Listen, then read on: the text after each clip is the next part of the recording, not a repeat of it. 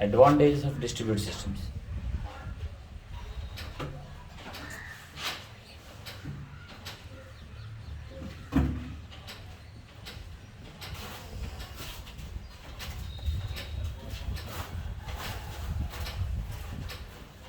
Advantages of distributed systems. So జనరల్గా advantage of distribute systems advantage of distribute సిస్టమ్స్లో మాట్లాడుకునే ముందు మనకు జనరల్గా ఏంటంటే ఆల్ నోడ్స్ అండి. ఇక్కడ ఆల్ నోడ్స్ అంటే ఏంటంటే ఆల్ కంప్యూటర్స్ అండి.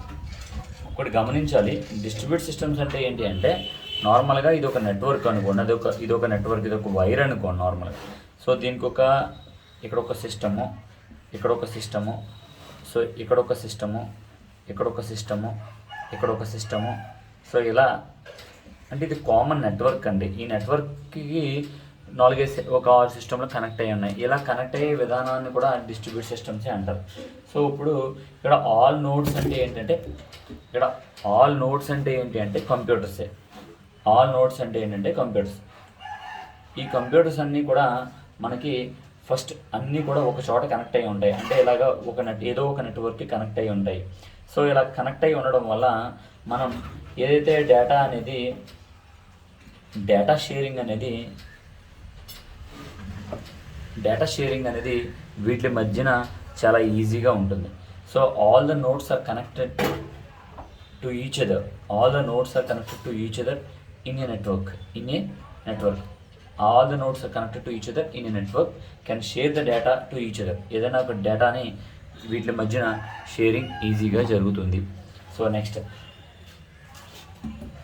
అలాగే ఫర్ ఎగ్జాంపుల్ ఇంకొక పాయింట్ ఏంటంటే, సో ఇక్కడ 6 నోడ్స్ అన్నా కంప్యూటర్స్ అన్నా టెర్మినల్స్ అన్నా కంప్యూటర్స్ అన్నా అలాగే టెర్మినల్స్ అన్నా ఒకటేనండి. సో ఈ 6 నోడ్స్ కాకుండా వేరే ఒక నోడ్ ఏమైనా కనెక్ట్ అవ్వాలి అంటే yes we can also connect అండి. సో దాన్ని ఏమంటారంటే మోర్ నెంబర్ ఆఫ్ నోడ్స్, ఒక నోడే కాదు more number of nodes also can be added to the network. So అలాగే ఇప్పుడు ఫర్ ఎగ్జాంపుల్ ఈ సిస్టమ్ కనుక ఫెయిల్ అయ్యింది అంటే ఇఫ్ ఎనీ నోడ్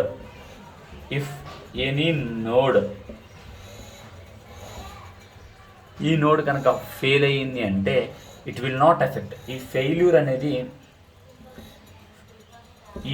అనేది ఈ నెట్వర్క్ మీద ఏ విధమైన ప్రాబ్లమేటిక్ ఉండదు. అంటే ఈ ఫెయిల్యూర్ ఎఫెక్ట్ వల్ల ఈ మిగతా సిస్టమ్ల మీద ఏ విధమైన ఎఫెక్ట్ ఉండదు. అదే ఒకవేళ ఇది ఫెయిల్ అయినా కానీ మిగతా వేట్ల మీద కూడా ఏ విధమైన ఎఫెక్ట్ ఉండదు. సో అలాగే మనం ఫర్ ఎగ్జాంపుల్ ఇక్కడ ఎన్ని కంప్యూటర్స్ ఉన్నాయండి? 1 2 3 4 5 6 8 కంప్యూటర్స్ ఉన్నాయి. సో ఈ 8 కంప్యూటర్స్ కలిపి నార్మల్గా మనం ఇంటర్నెట్ సెంటర్లో చూస్తూ ఉంటాము, చాలా కంప్యూటర్స్ ఉంటాయి కానీ ప్రింటర్ అయితే ఒకటే ఉంటుంది. సో మన కాలేజీలో కూడా అంతే, నార్మల్గా 10 కంప్యూటర్లు ఉన్నా 8 కంప్యూటర్ ఉన్నా ప్రింటర్ అయితే ఒక దాని నుంచే వస్తుంది. సో అంటే all the computers, all these nodes అన్నా కంప్యూటర్స్ అన్నా టెర్మినల్స్ అన్నా ఒకటే. So all these computers are using only one resource, that resource name is called printer. So అంటే ఒక నెట్వర్క్కి కనెక్ట్ అయిన సిస్టమ్స్ అన్నీ కూడా ఏదైనా ఒకే ఒక రిసోర్స్ని కూడా ఉపయోగించుకునే అవకాశం ఉంటుంది. సో రిసోర్స్ ఏంటి అంటే లెట్స్ ఎగ్జాంపుల్గా ప్రింటర్ అని మీకు చెప్పాను. So this are the advantage. So advantages ఏంటి? సో మనకి డిస్ట్రిబ్యూట్ సిస్టమ్స్లో చాలా నోడ్స్ కనెక్ట్ అవ్వచ్చు. ఇలా ఒక నెట్వర్క్ మీద చాలా నోడ్స్ కనెక్ట్ అవ్వచ్చు. ఆ కనెక్ట్ అయిన నోడ్స్ మధ్యన డేటా అనేది ఈజీగా షేర్ అవుతుంది. అలాగే ఒకసారి ఫర్ ఎగ్జాంపుల్ మనం ఇలా 6 సిస్టమ్లనే పెట్టాం. సో మనకి ఇంకొక 10 సిస్టమ్లు యాడ్ చేయాలనుకుంటే we can also add new systems. అంటే మనం మోర్ నెంబర్ ఆఫ్ నోడ్స్ పెంచుకునే అవకాశం ఉంటే, మోర్ నెంబర్ ఆఫ్ కంప్యూటర్స్ పెంచుకోవాలి అనుకుంటే వీ కెన్ ఇంక్రీజ్. సో అలాగే ఫర్ ఎగ్జాంపుల్ ఏదైనా ఒక సిస్టమ్ ఫెయిల్ అయ్యింది అనుకోండి, దాని ఫెయిల్యూర్ ఎఫెక్ట్ మిగతా సిస్టమ్స్ మీద పడదండి. అలాగే ఇలా కనెక్ట్ అయిన సిస్టమ్స్ అన్నీ కూడా మనం గ్రూప్గా అంటే అన్నీ కలిసి ఒకే ఒక కంప్యూటర్ రిసోర్స్ని కూడా ఉపయోగించుకోవచ్చు. ఆ కంప్యూటర్ రిసోర్స్ ఏంటి, ప్రింటర్ని కూడా ఉపయోగించుకోవచ్చు. So next is disadvantages of distribute systems అండి.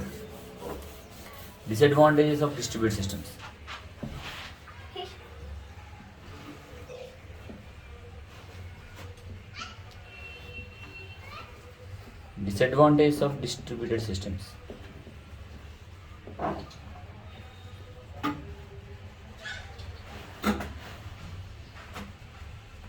సో డిసడ్వాంటేజెస్ ఏమి ఉంటాయంటే, సో నార్మల్గా సెక్యూరిటీ అండి.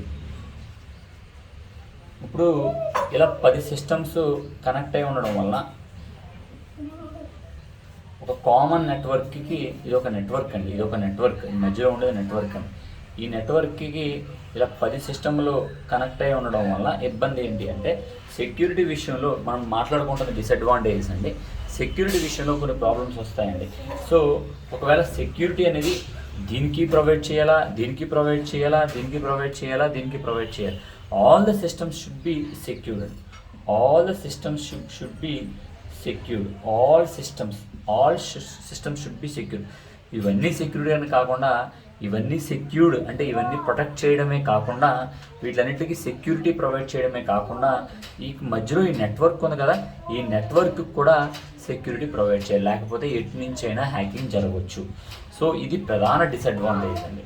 సో నెక్స్ట్, అలాగే ఫర్ ఎగ్జాంపుల్ ఏదైనా ఒక మెసేజ్ పంపించామనుకోండి, ఒక మెసేజ్ పంపించినప్పుడు ఇలా సిస్టమ్స్ అన్ని కనెక్టెడ్గా ఉన్నప్పుడు ఒక సిస్టమ్ నుండి ఇంకొక సిస్టమ్కి ఫస్ట్ ఈ 2 సిస్టమ్లకి వెళ్తా, తర్వాత వీటికి వెళ్తా, తర్వాత వీటికి వెళ్తా. సో అలా వెళ్ళినప్పుడు డేటా లాస్ అయ్యే అవకాశం కూడా ఉంటుంది. ఫర్ ఎగ్జాంపుల్ నేను ఇక్కడ 5 సిస్టమ్స్ ఉన్నాయి, 1 2 3 4 5. ఇక్కడ నేను వైఫై రూటర్ పెట్టానండి. సో వైఫై రూటర్ నుంచి నెట్ వెళ్తుంది. సో ఫస్ట్ మనకి ఎక్కువగా మనకి అన్ని ఇక్కడ 5 సిస్టమ్స్కి ఒకే రకంగా నెట్ అయితే రాదండి. సో కొంత లాస్ అవుతుంది, ఎందుకంటే స్పీడ్ లాస్ అవుతుంది. ఎందుకంటే ఒకళ్ళు ఎక్కువ ఉపయోగిస్తారు, ఒకళ్ళు తక్కువ ఉపయోగిస్తారు. సో ఫర్ ఎగ్జాంపుల్ ఫస్ట్ ఎవరైనా డౌన్లోడ్ పెట్టేశారనుకోండి, మిగతా వాళ్ళు కొంచెం స్లో అయ్యే అవకాశం ఉంటుంది. సో అంటే ఏమవుతుంది, డేటా అనేది లాస్ అవుతుంది. సో అలాగే మనకి ఫర్ ఎగ్జాంపుల్ ఏదైనా ఇదే డిస్ట్రిబ్యూట్ సిస్టమ్స్కి అలాగే సిస్టమ్స్ అన్నీ కనెక్ట్ అయి ఉన్నాయి. సో కనెక్ట్ అయ్యే సిస్టమ్స్కి మనం ఏదైనా ఒక డేటాబేస్ కనెక్ట్ చేసాం. డేటాబేస్ అంటే ఏంటి, వేర్ ద డేటా ఈ stored.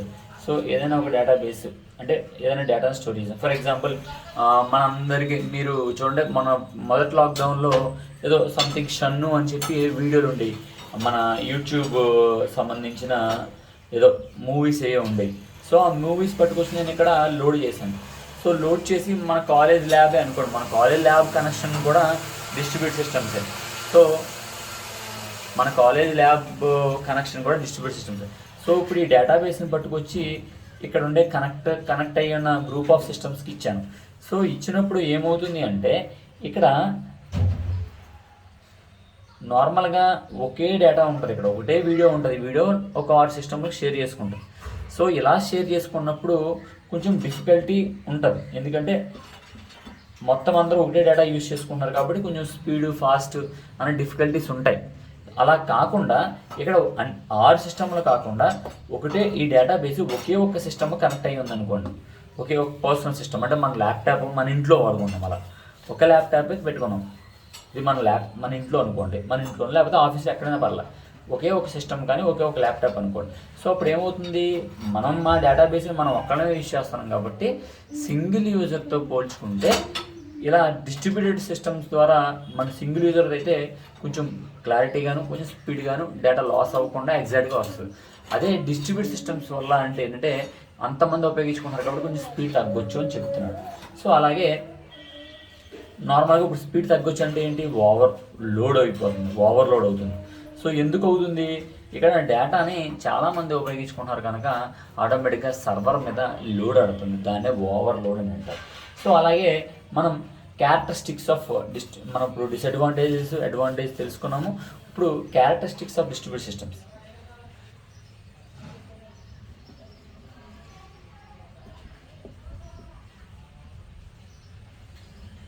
Characteristics of distributed systems. So characteristics of distributed systems అంటే ఏంటంటే first resource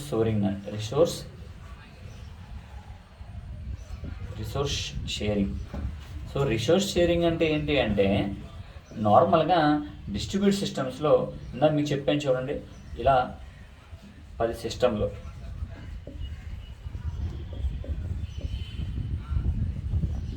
all the systems are connected to ఒక నెట్వర్క్ కనెక్ట్ అయ్యి ఉన్నాయి, అంటే ఒక చోట కనెక్ట్ అయ్యి ఉన్నాయి. ఇవన్నీ కలిపి ఒకే ఒక కామన్ ప్రింటర్ని ఉపయోగించుకున్నది అనుకుంటే ఒకే ఒక్క ప్రింటర్ని ఉపయోగించుకున్నారు. So that is said the resource sharing అని అంటారు. సో అలాగే కొన్ని చోట్ల సాఫ్ట్వేర్ ఫైల్స్ కూడా షేర్ చేసుకుంటూ ఉంటారు. సో మీకు క్లియర్గా చెప్పాలి అంటే మనం ఎయిర్టెల్ అనే నెట్వర్క్ని ఉపయోగిస్తూ ఉంటాం, లేదా జియో అనే నెట్వర్క్ని ఉపయోగిస్తూ ఉంటాం, లేదా బిఎస్ఎన్ఎల్ అనే నెట్వర్క్ని ఉపయోగిస్తాం. ఇక్కడ నేను ల్యాన్ నెట్వర్క్ని ఉపయోగించాను. అలా కాకుండా చూడండి, Airtel network, Jio network, BSNL network, మీరందరూ కలిసి వాట్సాప్ అనే సాఫ్ట్వేర్ని డౌన్లోడ్ చేసుకుంటున్నారు. అంటే ఇక్కడ వాట్సాప్ సాఫ్ట్వేర్ అనేది ఒకటే, బట్ డిఫరెంట్ నెట్వర్క్స్ని ఉపయోగించి ఒకటే డేటాని మీరు డౌన్లోడ్ చేసుకుంటున్నారు. అంటే ఏమైంది, ఇక్కడేమో ప్రింటర్ ఒకటే ప్రింటర్ ఎంతమందికి షేర్ అయింది. ఇక్కడ వాట్సాప్ సాఫ్ట్వేర్ అనేది ఒకటే, అది రకరకాల నెట్వర్క్లను ఉపయోగించి రకరకాల మొబైల్స్ వాళ్ళు డౌన్లోడ్ చేసుకుంటారు, అంటే షేర్ చేసుకుంటున్నారు. సో ఇలా చూడండి, ఇక్కడ ఒకటే ప్రింటర్ వల్ల ఒకటే ప్రింటర్ ఎంతమందికి పని జరుగుతుంది, ఇక్కడ ఒకటే సాఫ్ట్వేర్ ఎంతమందికి పని జరుగుతుంది. ఇలా జరగడం వల్ల నెక్స్ట్ వచ్చే స్టాటిస్టిక్ ఏంటి అంటే రెడ్యూస్ కాస్ట్ అమ్మ. అంతే కదా, మనకి ఎప్పుడైతే బడ్జెట్ తగ్గిపోతుంది, ఇన్వెస్ట్మెంట్ తగ్గుతుంది. ఎందుకంటే ఒకే ప్రింటర్ 10 సిస్టమ్లకి ఉపయోగపడుతుంది, అంటే ఆటోమేటిక్గా బడ్జెట్ తగ్గుతుంది. లేకపోతే ప్రతి సిస్టమ్కి ప్రింటర్ కొనుక్కునే పరిస్థితి ఉంటుంది. సో అలాగే మనకి హార్డ్వేర్ రిసోర్సెస్, ఇప్పుడు చూడండి, హార్డ్వేర్ రిసోర్స్ అంటే ఏంటి, ప్రింటర్ను కూడా హార్డ్వేర్ రిసోర్స్ అని అంటారు. అలాగే ఇందాక మీకు చెప్పాను చూడండి, హార్డ్వేర్ రిసోర్స్ని కూడా మనం షేర్ చేసుకోవచ్చు. ప్రింటర్స్, లేకపోతే స్కానర్స్, ప్రింటర్స్, ఇవన్నీ కూడా హార్డ్వేర్ రిసోర్స్కి వస్తాయి. అలాగే సాఫ్ట్వేర్ రిసోర్స్ అంటే ఏంటి, చూడండి, మన వాట్సాప్ సంబంధించిన సాఫ్ట్వేర్లు ఇలాంటివి కూడా సాఫ్ట్వేర్ రిసోర్స్ అని అంటూ ఉంటారు. సో నెక్స్ట్ క్యారెక్టరిస్టిక్ ఏంటి అంటే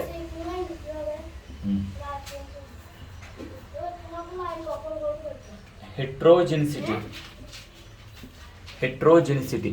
సో హెట్రోజెనిసిటీ ఏంటంటే మనకి ఇక్కడ ఇదొక కంప్యూటర్ అండి, ఇదొక కంప్యూటర్ అండి, ఇదొక కంప్యూటర్ అండి, నెక్స్ట్ ఇదొక కంప్యూటర్ అండి. సో ఈ అన్ని కంప్యూటర్లు కలిపి ఒక నెట్వర్క్ కనెక్ట్ అయి ఉన్నాయి. అలాగే ఇక్కడ 4 కంప్యూటర్లు కూడా, ఈ 4 కంప్యూటర్స్ కూడా మనకి చాలా డిఫరెంట్ హార్డ్వేర్స్ ఉంటాయి. అంటే ఫర్ ఎగ్జాంపుల్ మొబైల్ అనుకోండి అమ్మా, ఇదేమో అప్పో అనుకోండి, ఇదేమో ఐఫోన్ అనుకోండి, ఇదేమో శాంసంగ్ అనుకోండి, ఇదేమో ఎల్జీ అనుకోండి. అప్పో, ఐఫోను, శాంసంగ్, ఎల్జీ. సో వీటి యొక్క హార్డ్వేర్, వీటి యొక్క పార్ట్స్ కూడా డిఫరెంట్గానే ఉంటాయి. ఇవన్నీ కామన్గా ఒకే నెట్వర్క్. ఫర్ ఎగ్జాంపుల్ ఎవరో హాట్స్పాట్ ఇస్తున్నారా, హాట్స్పాట్ అనేది ఒక నెట్వర్క్. సో ఆ హాట్స్పాట్నే ఉపయోగించుకుంటున్నారు, కానీ డిఫరెంట్ హార్డ్వేర్ ఉంటాయి. లేదా అప్పోకి ఒక హార్డ్వేర్ ఉంటుంది, దీనికి ఒక ఐఫోన్కి ఒక హార్డ్వేర్ ఉంటుంది, శాంసంగ్ ఒక హార్డ్వేర్ ఉంటుంది, అలాగే ఎల్జీకి ఒక హార్డ్వేర్ ఉంటుంది. డిఫరెంట్ హార్డ్వేర్స్ ఉంటాయి, అలాగే డిఫరెంట్ సాఫ్ట్వేర్స్ కూడా ఉంటాయి, అలాగే డిఫరెంట్ ఓఎస్లు కూడా ఉంటాయి, ఆపరేటింగ్ సిస్టమ్లు. సో సాఫ్ట్వేర్ అన్న ఆపరేటింగ్ సిస్టమ్ అన్న ఒకటే అనుకోండి. సో దీనికి ఒక సాఫ్ట్వేర్ ఉంటుంది, ఇదేమో ఐఓఎస్, ఇది ఆండ్రాయిడ్, ఇది ఆండ్రాయిడ్, అంటే ఆండ్రాయిడ్లో రకరకాలుగా ఉంటాయి. అంటే చూడండి, మనకి ఇలా డిస్ట్రిబ్యూట్ సిస్టమ్స్లో రకరకాల కంప్యూటర్లు కనెక్ట్ అయ్యి ఉన్నా కానీ ఆ ఒక్కొక్క కంప్యూటరు రకరకాల హార్డ్వేర్లతో పనిచేస్తుంది, అలాగే రకరకాల సాఫ్ట్వేర్లు, అలాగే రకరకాల ఆపరేటింగ్ సిస్టమ్ నుండి అది పనిచేస్తూ ఉంటుంది. సో అలాగే ఇందులో ఉపయోగించే ఇందులో ఉపయోగించే సాఫ్ట్వేర్లు కూడా వేరేలా ఉంటాయి. ఫర్ ఎగ్జాంపుల్ ఇందులో ఎంఎస్ ఆఫీస్ 10 ఉపయోగించవచ్చు, ఇందులో 7 ఉపయోగించవచ్చు, ఇందులో వేరేది ఉపయోగించవచ్చు. ఇందులో for example C language code blocks ఉపయోగించవచ్చు, C language execution code blocks ఉపయోగించవచ్చు, ఇందులో టర్బోసి ఉపయోగించవచ్చు, ఇందులో ఇంకో రకం ఏదో ఉపయోగించవచ్చు. సో ఇందులో జావా ఎగ్జిక్యూట్ చేయడం, ఇందులో ఒక రకమైన సాఫ్ట్వేర్ వాడవచ్చు, ఇందులో ఒక రకమైన సాఫ్ట్వేర్ వాడవచ్చు, ఇందులో ఒక రకమైన సాఫ్ట్వేర్ వాడవచ్చు. అంటే మనం రకరకాల ప్రోగ్రామేటిక్ లాంగ్వేజెస్ వాడడానికి రకరకాల సాఫ్ట్వేర్లు వేసినా, అలాగే హార్డ్వేర్లు వేసినా, ఏం వేసినా కానీ మనకి అవన్నీ కూడా ఏదైనా ఒక నెట్వర్క్ కనెక్ట్ అయ్యే అవకాశం అయితే ఉంటుంది. So next concurrency.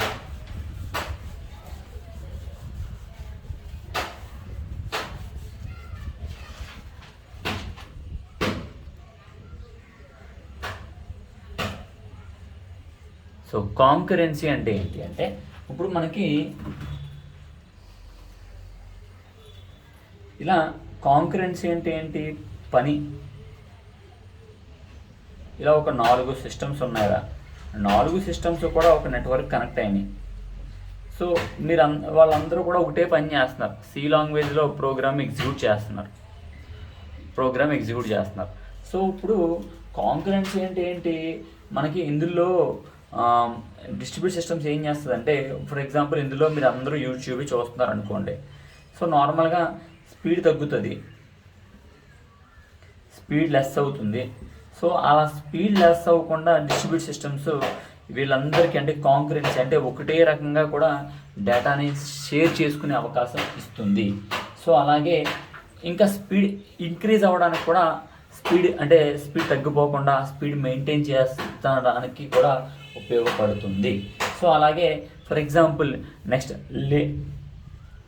లాటెన్సీ అంటారు. లాటెన్సీ అంటే ఏంటంటే హైడింగ్ అంటే ఫర్ ఎగ్జాంపుల్ ఈ అబ్బాయి ఏదైనా యూట్యూబ్లో ఏదో ఒక సీరియల్ చూస్తున్నాడు, అదే సీరియల్ వీడు కూడా చూడాలి అనుకుంటే చూడొచ్చు, అదే సీరియల్ వీడు కూడా చూడాలి అనుకుంటే చూడొచ్చు. అంటే ఒకరి నుంచి ఒకరికి ఏ విధమైన జాప్యం ఉండదు, అంటే హైడింగ్ ఉండదు, జాప్యం పెట్టడం అంటారు. సో అంటే మనం హైడ్ చేయడం అంటారు, ఆ హైడింగ్ ఏమీ ఉండదు. అంటే ఎవరో ఇందులో ఒకే నెట్వర్క్ కనెక్ట్ అయి ఉన్నారు కాబట్టి అందరూ కూడా వాళ్ళకి నచ్చింది చూడొచ్చు, లేకపోతే అందరూ కలిసి ఒకటే చూడొచ్చు, రకరకాలుగా ఉంటుంది. సో నెక్స్ట్ వచ్చేది ఏంటంటే స్కేలబిలిటీ.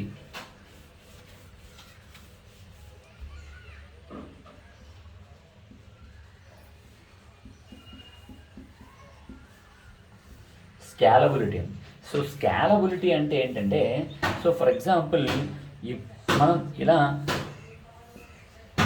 ఫస్ట్ ఒక 3 సిస్టమ్స్ 4 సిస్టమ్స్ మాత్రమే ఉన్నాయి. ఆ 4 సిస్టమ్స్ లేకపోతే 5 సిస్టమ్స్ ఉన్నాయి. ఇలా ఈ 5 సిస్టమ్స్ని కనెక్ట్ చేసాం. సో కనెక్ట్ చేసిన తర్వాత కొత్తగా ఇంకొక 5 సిస్టమ్స్ కొనుక్కొని వచ్చి ఈ 5 సిస్టమ్స్ కనుక మనం ఇక్కడ యాడ్ చేయాలి అనుకుంటే ఎస్ వీ కెన్ యాడ్. మళ్ళీ 5 సిస్టమ్లో కూడా మనం యాడ్ చేయొచ్చు ఈ నెట్వర్క్కి. కానీ ఇక్కడ ఒక విధానం ఉంది. సో మనం ఓల్డ్ నెట్వర్క్కి కొత్త నెట్వర్క్ కనెక్ట్ చేసాం కాబట్టి, ఓల్డ్ కాంపోనెంట్స్కి కొత్త కాంపోనెంట్స్ కనెక్ట్ చేసాం కాబట్టి, ఓల్డ్ నోడ్స్కి కొత్త నోడ్స్ మనం కనెక్ట్ చేసాం కాబట్టి, ఈ కొత్త నోడ్స్ వల్ల ఇవి ఏమీ కూడా డిస్టర్బ్ అవ్వవు. They will not disturb any old connected systems అన్న. సో దీన్ని స్కేలబిలిటీ అంటారు. అలాగే మనకి ఇలా చూడండి ఇలా సిస్టమ్స్ కనెక్ట్ చేస్తున్నాం. డిస్ట్రిబ్యూట్ సిస్టమ్స్ అంటే ఏంటి, కామన్గా సిస్టమ్స్ అన్నీ కూడా ఒక నెట్వర్క్కి కనెక్ట్ అయి ఉండడం. అది వైర్ అయినా కావచ్చు, వైర్లెస్ అయినా కావచ్చు. వైర్ అయితే మీ అందరికీ తెలుసు, వైర్ కనెక్ట్ అయి ఉంటాయి. బట్ వైర్లెస్ ఏంటి చూడండి, ఫర్ ఎగ్జాంపుల్ మనందరూ కూడా ఒకటే హాట్స్పాట్ అనే నెట్వర్క్కి లేకపోతే ఒకటే వైఫై అనే నెట్వర్క్కి మనందరం కనెక్ట్ అవుతాం. అలాంటి నెట్వర్క్ని డిస్ట్రిబ్యూట్ సిస్టమ్స్ అని అంటారు. సో ఇలా వేరియస్ మోడల్స్ ఉన్నాయి. Various models are used to build distributed computing system.